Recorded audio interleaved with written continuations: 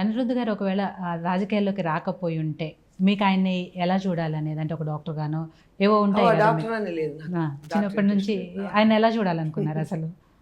అంటే ఏవైతే అసలు బాగుంటుంది అది ఐడియానే లేదు. బిజినెస్ లాగానే చూసుకున్నాను అంతే. బిజినెస్ లో ఉండాలని అనుకున్నాను అంతే. ఓకే. బిజినెస్సే, లేకుంటే పాలిటిక్స్, ఈ రెండే. జాబు దాని మీద లేదు నాకు. ఓకే. సో ఇక ముందు రాజకీయాల్లో ఎలా చూడాలనుకుంటున్నారు ఆయన్ని? ఇంకా ఏ చేయక ముందు పొజిషన్? కూడా నేను అనుకోలేదు బిజినెస్ అని, దాని మీదనే ఉండింది.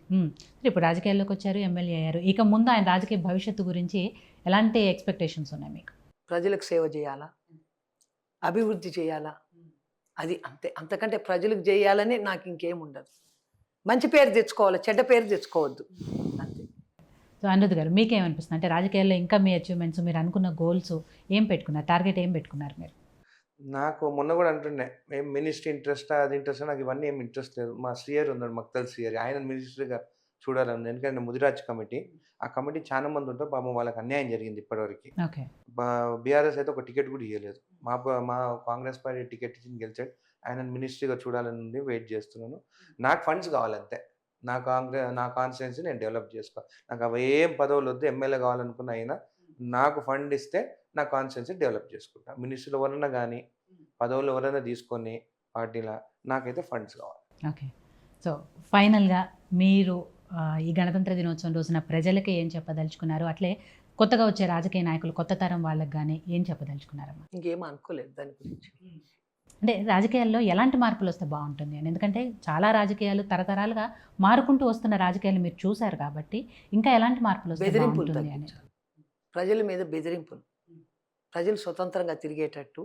అది ఈ మాదిరి లిక్కర్ షాపులు తాగుబోతోళ్ళని చేయకుండా, వాళ్ళ పిల్లల చదువులు, వాళ్ళు జాబ్ చేసుకుంటూ వాళ్ళ స్వశక్తితో నిలబడేటట్టు చేయాలని అంతే. నాకు ఇంకేం లేదు. ఈ బెదిరింపులు, భూ కబ్జాలు పోవాలని ఉంది అంతే. నాకు భూ కబ్జాలు ఉండొద్దు ఎక్కడ.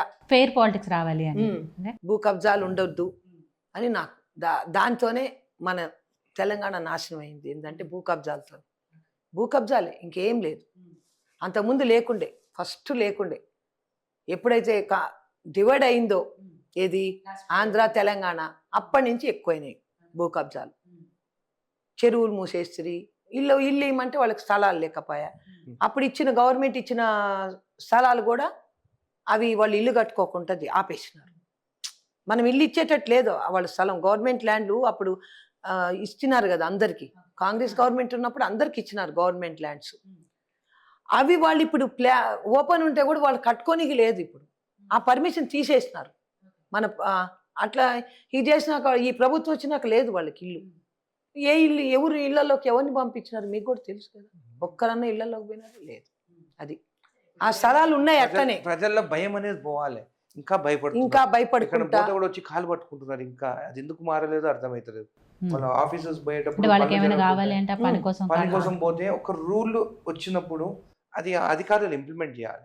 పాపం ఆ రూల్ కోసం కానీ అది వాళ్ళకు రావాల్సింది వాళ్ళు పోతే కూడా ఆఫీసెస్ చుట్టూ తిరిగి వాళ్ళకి ఎట్లా అయిపోయిందంటే, వాళ్ళు ఒక 10 గుంటలు వాళ్ళకు ఉండేది 1 ఎకరా 1/2 ఎకరా. ఆ 1/2 ఎకరా కూడా వాళ్ళ పాస్బుక్లు లేకుంటే వాళ్ళు ఏ స్టేజ్కి వచ్చినారంటే రాజకీయ నాయకులు పోతులు వచ్చి కాలు పట్టుకుంటున్నారు.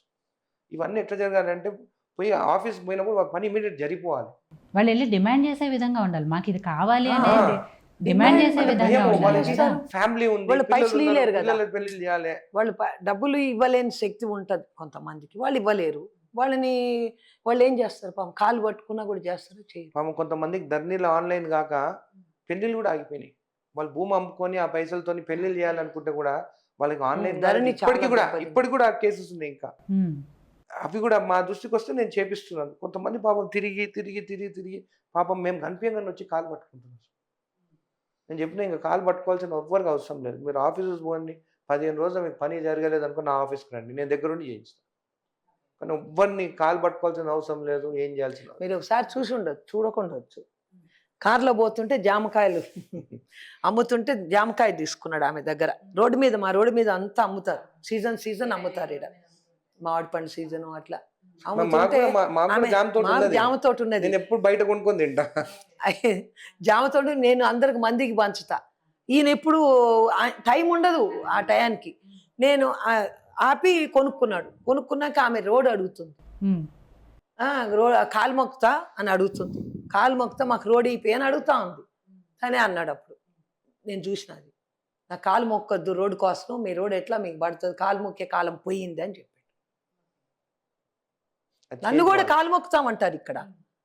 వాళ్ళు ఏదైనా లిటికేషన్లు ఉంటాయి కదా, భూములు, కొడుకు అమ్మని చూడండి, కోడలిది ఎలగొట్టేది, ఇవన్నీ ఉంటాయి ప్రాబ్లం. నేను అదే అన్నాను, స్వతంత్రం వచ్చి ఇన్నేళ్ళు అయింది, గణతంత్ర దినోత్సవాలు ఇంత ఆర్భాటంగా చేసుకుంటున్నాం, కానీ ఇంకా మీరు అన్నట్టు ప్రజలు వాళ్ళకి ఏమైనా కావాలి అంటే కాళ్ళు పట్టుకొని కాళ్ళు మొక్కి అడిగే పరిస్థితుల్లోంచి ఎప్పుడు బయటకు వస్తామో, పూర్తి స్థాయి ఫెయిర్ పాలిటిక్స్ ఎప్పుడు చూస్తాం అనేది తెలియదు. చేంజ్ అవుతుంది డెఫినెట్గా.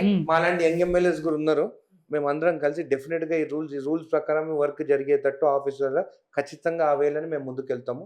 ఈ అవినీతి అనేది, గవర్నమెంట్ దోచుకున్నది అనేది, రాజకీయంలో పవర్ ఉంటే భూమి దోచుకొని పోవచ్చు అనే రాజకీయ నాయకులను కూడా నిలదీస్తాం.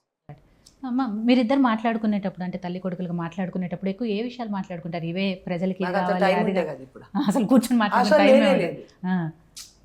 అంతేలే, మీరు వెళ్ళి మీ పనుల్లో మీరుంటారు, ప్రజలు అంటే నా పనేం కాదు, వచ్చినాడంటే ఎంబడే అందరు ఉంటారు జనాలు, ఆయన ఎంబడి జనాలు ఉండే, ఇక కూర్చొని మాట్లాడుకోవడానికి అది కూడా ఉండదు, నేను అడగాలన్నా కూడా ఉండదు. మళ్ళీ నేను ఎప్పుడైనా ఫోన్ చేస్తే కూడా సగంలో కట్ చేస్తాడు, నా ఫోన్ ఎత్తాడు. తిరుగుతుంటే ఏం చేయాలి మళ్ళీ? నీళ్ళు లేవు, ఇక్కడ నీళ్ళు లేవు, అక్కడ బగ్గిలేదు నీళ్ళు లేవు, 2 రోజులు వాళ్ళందరూ వచ్చి ఏం చేస్తున్నావు అది అది చేస్తా.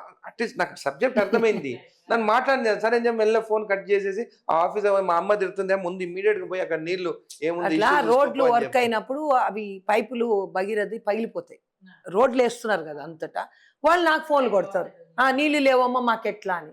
వాళ్ళు అంతకు ముందు ఉన్న వాళ్ళు లీడర్లు ఎవరున్నారు, టీఆర్ఎస్ వాళ్ళు ఉన్నారు, జాబుల వాళ్ళు కూడా, తాండలోళ్ళు అంతా టీఆర్ఎస్ వాళ్ళే. వాళ్ళు ఏం బెదిరిస్తారు వీళ్ళని, అయిపోయి అడుకోబండి, ఎమ్మెల్యేని అడుకోబండి, వాళ్ళని అడుకోబండి అని. సెక్రటరీలు కూడా టీఆర్ఎస్ వాళ్ళు కొంతమంది ఉంటారు కదా, మీరు అడుకోబండి, మరి లేవు, ట్రాక్టర్ డీజిల్ ఎవరు పోస్తారు ట్రాక్టర్తో మీకు కొట్టించేదానికి? మేము డీజిల్ పోసి సప్లై చేస్తాం, ఒక్కోసారి మిషన్ భగీరథ నీళ్లు రావు కదా, రానప్పుడు పంచాయతీ ట్రాక్టర్తోని కొట్టిస్తాం. అట్లా కూడా బోర్లు తీసేసినారు ఈ తెలంగాణలో ప్రభుత్వం వచ్చినాక. ఈ భగీరథ వాటర్ పెట్టింది కదా, బోర్లు ఉండడానికి లేదు, బోర్లు తీసేయమని తీపిచ్చేసినారు. చాలా ఊర్లలో బోర్లు లేవు. ఇప్పుడు ఒకసారి రానప్పుడు వాళ్ళు నీళ్ళకి ఎక్కడ పోవాలి మీరే చెప్పండి? బోర్లు తీసేస్తే ఈ నీళ్ళు ఎక్కడ పోతారు? ఒక 4 రోజులు రావనుకోండి, వాళ్ళు నీళ్ళు ఎట్లా వాడుకోవాలా? ఏ నుంచి తెచ్చుకోవాలి వాళ్ళు? నీళ్ళు లేవు కదా. అట్లయితే నేను మా ఊర్లో మాత్రం చీనీలే. అప్పుడు నేను సర్పంచ్ కూడా లేను, అవి ఉండాల్సిందే. మేము సొంతం వేసిన బోర్లు, మీరు తీయడానికి లేదు అని 2 బోర్లు, శ్మశాన వాటికాడ ఒకటి, మంచినీళ్ళు వాటర్ ఫిల్టర్కి పోయేది ఒకటి, ఆ 2 నేను ఆపేసిన పోయేది. అట్లా అందువల్ల మాకు అది మేలైంది. ఆ నీళ్ళతోని మేము ట్యాంకుతోని నీళ్ళు ఎప్పుడైనా భగీరథ పోతుంది అనుకోండి, అందరికి ఇంటింటికి నేను పంపిస్తాను.